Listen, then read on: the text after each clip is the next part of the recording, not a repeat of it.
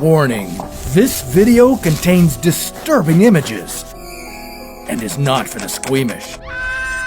Viewer discretion is advised. Mom, can you pick me up? I'm scared. Have you ever felt something creepy crawly in your hair? Think it's dandruff? Nope. That's hundreds of parasitic lice. Blech. Where do lice come from? Why do they love our hair so much? Well, if you're itching to know, then stick around. This is your body on a lice infestation. For kids at school, having your head checked for lice is a rite of passage. But it's serious business because lice can spread rapidly throughout a classroom. As easily as someone sharing a pencil with you. But did you know there are 3 different types of lice? Not all of them like to hang out in your hair. There are also body lice and pubic lice. My crotch is itchy. Whoa. Body lice are happy to feed on you wherever. You can find them in dirty bed linens, towels, and clothes. Pubic lice, on the other hand, mostly like to chill in your more private areas. Why won't you talk to me?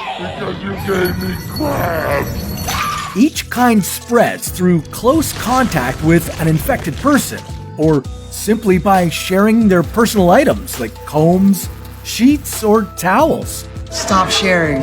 So, what would happen if you had lice and didn't get treatment for an entire month? You have to know that's disgusting. An infestation starts with 1 female and 1 male louse. And your hair is the perfect spot for date night. But he's having date night. After mating, females can lay up to 8 eggs or nits per day. If I was a nit, I'd be all over your head like an all-you-can-eat buffet. You wouldn't even notice them at first. They're just slowly biding their time.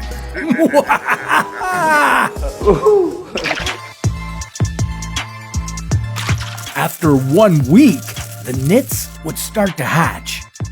Newborn lice measure around 0.8 millimeters by 0.3 millimeters. That's about the size of a grain of salt. They're so teeny tiny, you'd hardly see them. And don't think you'd be lice-free just because you're bald. Bald people make me sick. The baby lice, or nymphs, like to embed in the scalp, so shaving your head won't get rid of them. What does it look like I'm doing? Getting rid of the lice. Also, lice can hold their breath for up to 2 hours, so washing your hair wouldn't work either. I love the rain. Nits are usually white or yellow, and they like to feed on human blood several times a day. Did you know that a body louse needs a human host to live? Without access to human blood, it will die within 5 to 7 days. Good news for your pets.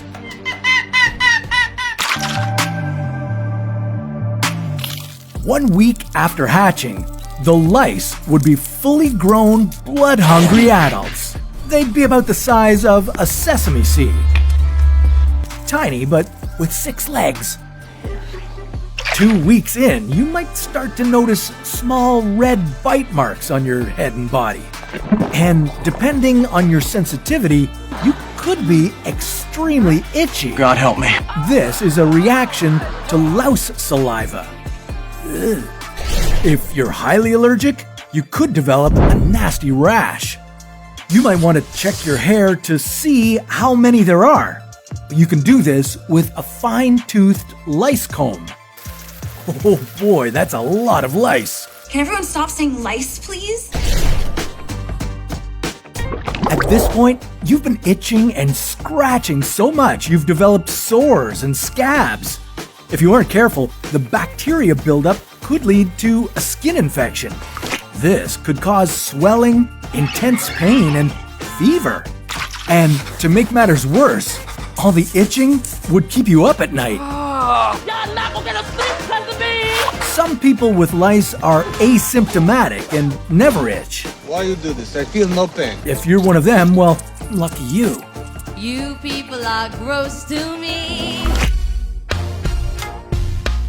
Okay, you've been scratching your head for 18 days and people are getting suspicious.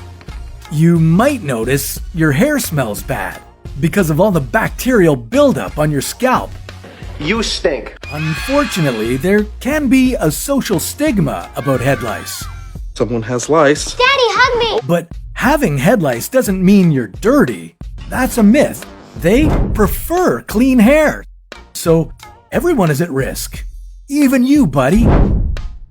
Body lice, on the other hand, are attracted to people with poor hygiene. You stink.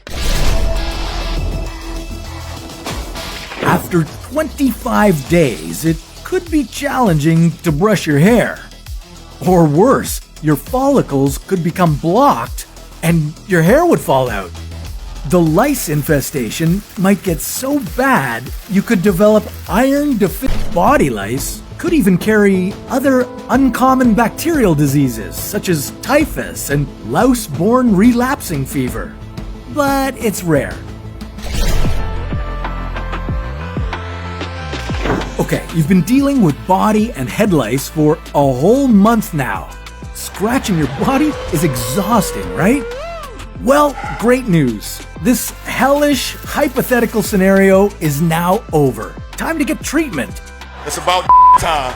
With a body lice infestation, it's pretty easy. You'd need to improve your hygiene. To kill the nits, you'd have to wash your clothes and linens with hot water and dry them in a hot dryer. Oh, and change your bed linens and clothing regularly. You're nasty. For head lice, you could use a chemical to kill them, like a topical pediculicide. Researchers have found that coconut oil can be a great natural alternative.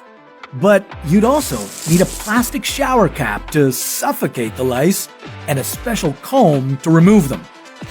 Listen, if you ever think you have lice, deal with them as soon as possible.